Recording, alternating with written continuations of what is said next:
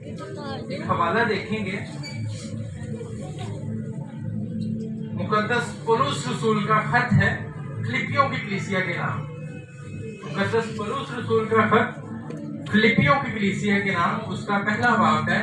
और हम पहले बाब में देखते हैं कि मुकद्दस पौलुस रसूल कैद में है और कैद में होने से ये फायदा हुआ कि कलीसिया ने लोगों ने, फिलिपी के लोगों ने मसीह यीशु को जाना, उनको मसीह यीशु के बारे में और ज्यादा इल्म हुआ।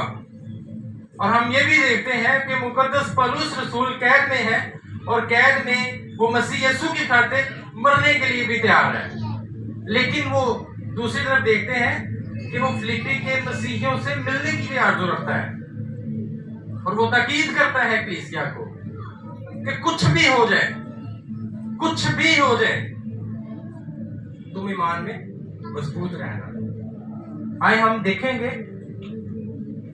पहला बाब है फिलिपियों की कलीसिया के नाम खत है मुकद्दस पौलुस रसूल का, उसका पहला बाब और उसकी 29वीं आयत पर हम गौर करेंगे। सब तवज्जो फरमाएं। लिखा है, क्योंकि मसीह की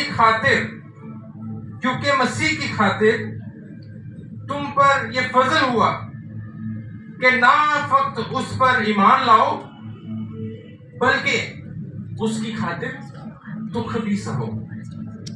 ना फक्त